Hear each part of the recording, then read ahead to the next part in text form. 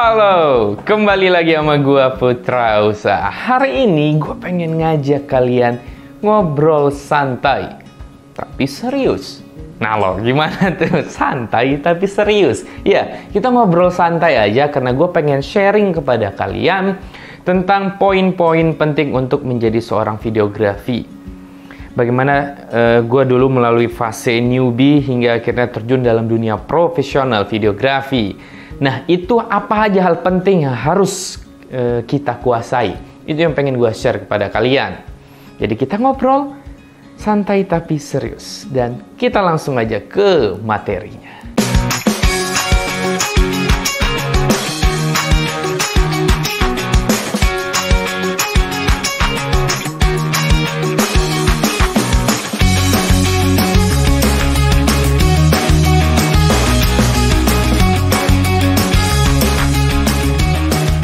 Oke, kita langsung aja ke pembahasannya. Pembahasannya, sob, gue kasih kalian gambaran seperti ini. Ini pengalaman pribadi gue ya. Tahun 2016 hingga tahun 2017, itu gue lagi getol-getolnya dengan camcorder. Wah, gue suka banget dengan efek-efek the seamless-nya, transisi-transisinya, lalu ada Ben TK juga kan, ada Tyler Cut, ada Matt Como. Mereka orang-orang yang pertama kali menginspirasi gue untuk buat karya-karya cinematic traveling. Dan pada saat itu, dan gue yakin kalian pun sama, khususnya kalian yang otodidak seperti gue, bukan orang yang belajar videografi di sekolahan mungkin atau di perkuliahan mungkin. Nah, kita yang otodidak tidak ada yang mendampingi kita, sehingga kita melihat terus meniru gitu. Nah, waktu meniru kita salah persepsi bahwa untuk buat keren-kerenan seperti itu berarti efeknya harus yang keren. Ya. Dan itu gue alamin hingga 2016 hingga di awal 2017. Nah, pada saat itu gue udah bisa tuh buat efek seperti masking, main seamless. Tapi entah kenapa setiap kali gue grading itu nggak pernah enak gue gradingnya. Gue bingung apa yang salah ya gitu. Terus pada saat gue ngeliat gambar gue, kenapa nggak pernah enak? Tapi gue nggak bisa ngomonginnya yang mana yang nggak enaknya. Sehingga gue ya share ke teman-teman gue yang di Bandung. Pada saat itu gue punya banyak teman Unpas, anak perfilman Unpas gitu, dan share ngobrol-ngobrol dan gue ketemu bro solusinya. Tahu apa yang nggak benar dari gue? Lu jago efek, tapi kalau exposure lu pecah atau under atau komposisi lu nggak jelas meletakkan subjek di mana, objek di mana, bagaimana mengatur roll of third-nya, headroom-nya, bagaimana memotong manusia dengan angle shoot yang pas, nggak akan pernah lu buat video yang baik sekalipun efek lu jago. Ya, pada saat itu akhirnya terbuka pikiran gua bahwa ternyata editing itu bukanlah pesulap. Kalau lu pengen buat karya yang bagus, masa produksinya, bukan editingnya. Editing itu adalah plus-plus, Pak. Dimana footage yang bagus, diberi efek editing yang bagus, dengan sesuai dengan konsep dan temanya, hasilnya jadi oke. Tapi nggak bisa footage hancur, gambar hancur, pecah, terus di editing lu sulap menjadi bagus. No, editor bukan Tuhan, sob. Merubah yang hancur jadi bagus, mustahil editor bisa lakukan itu. Oke? Itu dia kesalahannya. Jadi di mana kesalahannya, Putra? Kesalahannya adalah gua pada saat itu nggak benar-benar memahami exposure yang pas, dan gambar yang pecah itu akan terutama di skin tone manusia. Itu kalau over, itu begitu lu turunkan highlight dan white-nya, itu bukan makin bagus, Pak. Hancur, kulit lu jadi kayak hancur. Dan kalau lu turunkan white, biasanya jadi kayak keabu-abuan. Lu paksa grading, muka lu nggak karuan itu sudah. Kenapa? Ada yang dipaksa turun. Kalau exposure lu pas, lu nggak pas editing, nggak perlu otak-atik. Karena semua gambar, sampai yang ujung belakang-belakangnya, misalnya ada tiang listrik di gambar itu, di background belakang ada tiang listrik, ada kabel listrik, atau daun-daunnya. Itu kalau yang dinamis, itu gambarnya terlihat rata, Pak. Jadi enak mata melihatnya. Skin tone enak, gambar semuanya terlihat jelas. Udah pasti gambar lo enak dilihat dong. Ya, poinnya. Nah, kalau under, lu paksa naikin, terjadi noise. Gue akan beri contoh seperti ini. Oke teman-teman, di sini gue udah ada footage yang overexposure. Beri contoh di sini ada yang overexposure dan yang tidak overexposure. Nah, kita lihat yang overexposure sekarang. Lihat kulit gua, pecah sob. Kilat semua udah. Dan ya nanti kan bisa diturunkan highlightnya. Oke, kita turunkan highlightnya. Dan zoom, lihat muka gua nggak karuan. Jadi kuning mengkilat gitu yang pecah banget ya tekstur. Jadi kuning-kuningan pecah dan nggak nyelamatkan. Tetap aja jari-jari gua nggak kelihatan. Lihat, ini jadi daun-daun yang jadinya nggak kelihatan detailnya, pecah. Dan di sini tuh lihat putih banget. Dan lihat ini tembok juga hancur. Kalian mau otak-atik ini nggak akan pernah ketemu yang pas. Apalagi pas kalian grading. Ini nggak akan pernah ketemu sob, karena terutama skin tone lihat hancur udah. Exposure-nya turunkan, Om Putra, lihat semakin kalian turunkan semuanya turun, keabu-abuan gambarnya nggak karuan. Dan di Indonesia sering banget kan kalian lihat buat sinematik begini, warnanya kayak buram kusam yang redup begitu. Kata gua dia buat begitu bukan karena keren sih kata gua, karena exposure-nya yang nggak pernah benar, akhirnya terpaksa dilakukan seperti ini. Ya nggak, harusnya dinamis. Nah kalau yang dinamis perhatikan seperti ini. Lihat, kulit gua kelihatan rata semuanya. Kulit muka rata, yang di tembok tadi kelihatan semuanya. Garis-garis tembok lihat, semuanya terlihat dengan rata. Padahal ini kondisi lagi mendung, langit putih, tapi masih terlihat rata semuanya. Sampai lihat nih, atap rumah yang di ujung di sini aja kelihatan. Pohon-pohon yang paling di ujung kelihatan. Perhatikan kalau yang over exposure, lihat. Nih, udah nggak karuan, putih semua. Ini jadi putih atap rumah, ini pecah nggak kelihatan. Ini nggak kelihatan urat-uratnya, garis-garis temboknya. Tapi kalau yang dinamis, lihat semuanya rata sob. Sehingga pada saat kalian mengolah gambar seperti ini, itu nggak capek. Ibaratnya cuma tinggal main clear, main apa, tinggal ya otak-atik aja ini sudah. Kontras, exposure, exposure tuh nggak perlu diotak-atik lagi biasanya. Mungkin highlight sedikit, shadow kalau mau yang agak kuat gambarnya ya shadownya turunkan. White-nya nggak akan terlalu di otak-atik. Kenapa? Karena sudah pas exposure-nya. Black-nya jarang gue mainkan. Udah seperti itu aja. Tinggal mainkan di sini misalnya ngatur kulit misalnya kalau gue lihat. Mau main diatur-atur kayak apapun, nggak akan merusak dia. Tapi coba ini seperti ini. Nih. Oke, gue suka warna gue biasa seperti ini kulit gue, soft. Tapi kalau yang seperti ini, overexposure, mau dia akalin kayak apapun nggak bisa teman. Turunkan, malah gelap, nggak karuan. Highlightnya turunkan banget katanya. Oke, kita coba sekarang kita ke curve. Lalu outer kulitnya di sini lihat, hancur yang ada, nggak akan ketemu. Muka lu kilat. Oke, paham ya? Inilah pentingnya exposure.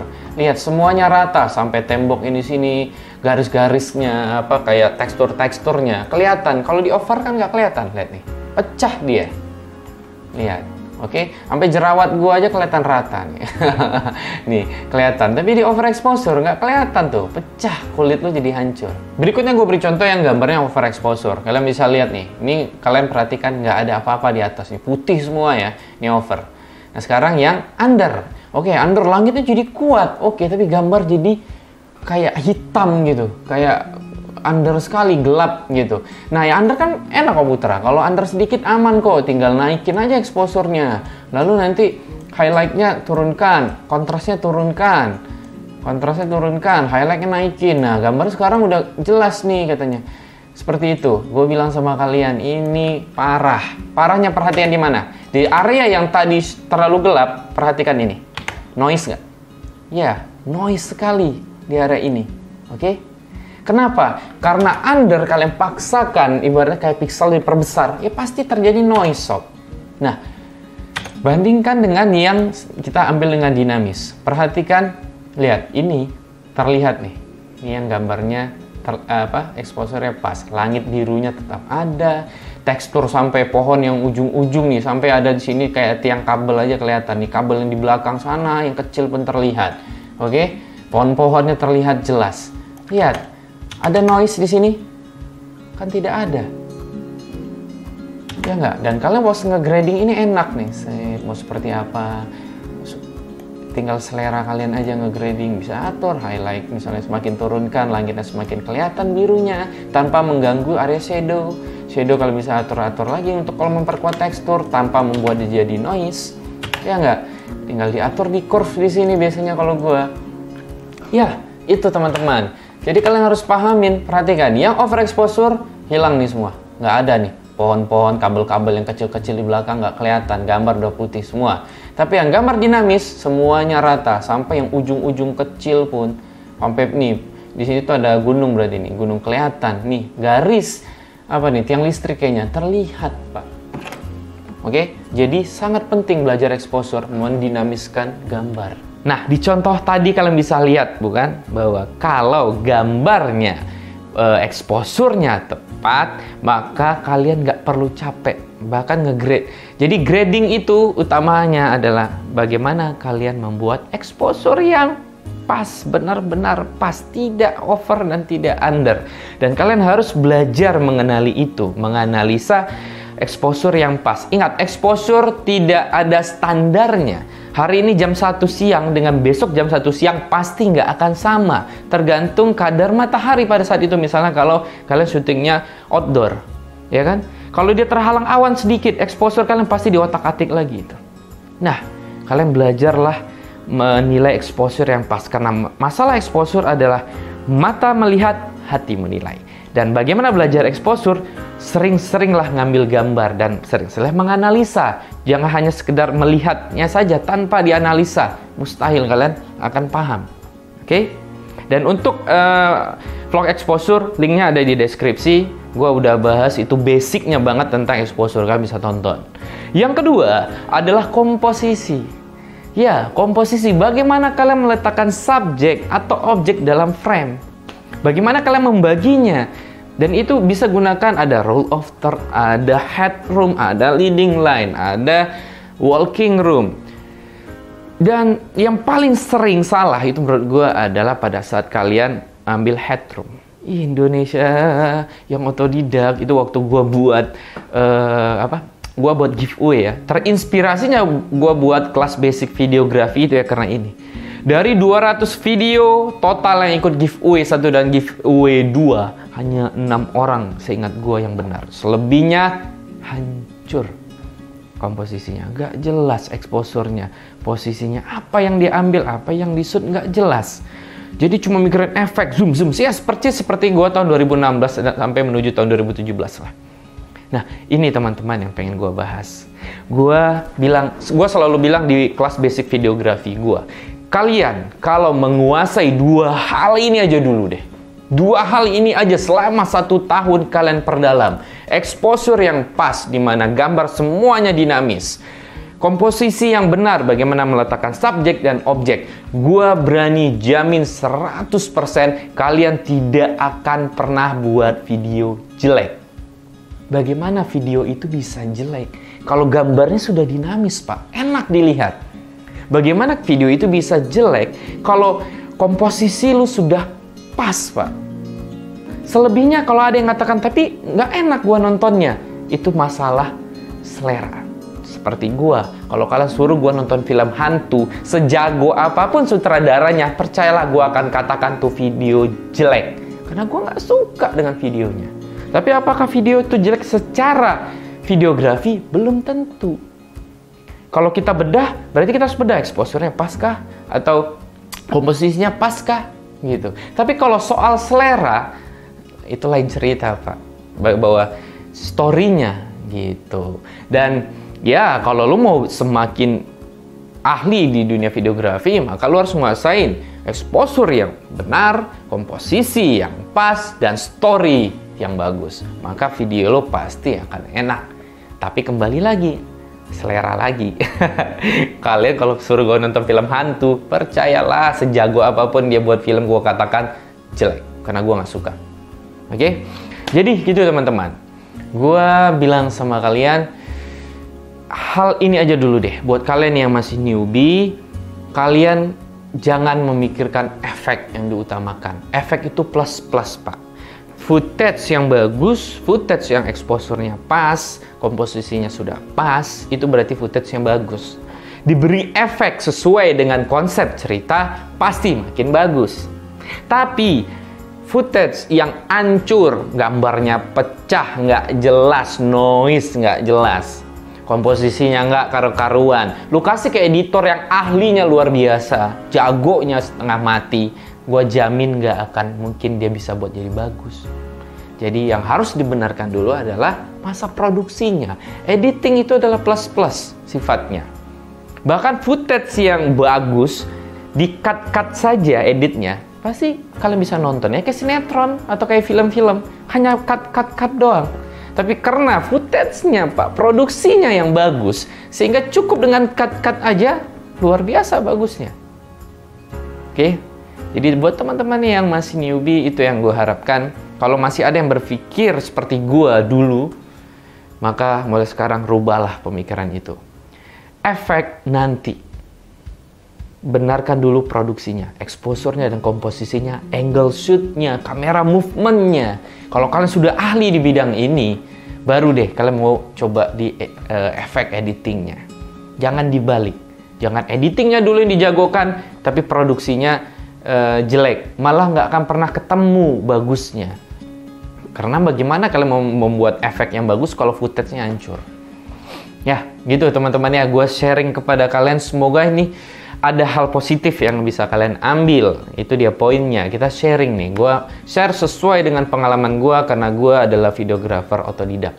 Gue tidak ada gurunya sama sekali. Gue suka nonton film-film luar negeri. Gue nontonin banyak banget videographer yang ngasih tutorial.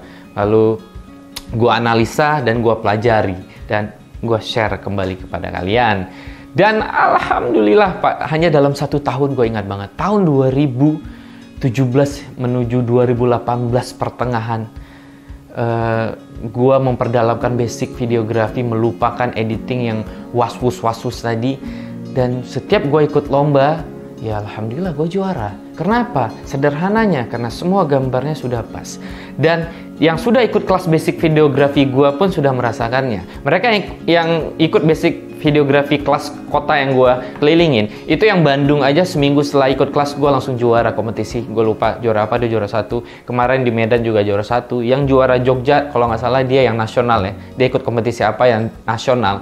Lalu kemarin di Makassar juga. Dan di Padang juga. Lucunya setiap kota yang gue datangin itu alhamdulillah setiap ada murid yang ikut kompetisi mereka juara. Kenapa? Mereka ingat ini kata-kata gue, kalau lu buat video exposure-nya dinamis, komposisinya pas, juri akan menilai video lu. Tapi kalau videonya dari awal udah pecah, exposure-nya, komposisi nggak jelas, efek lu jago, pasti di skip.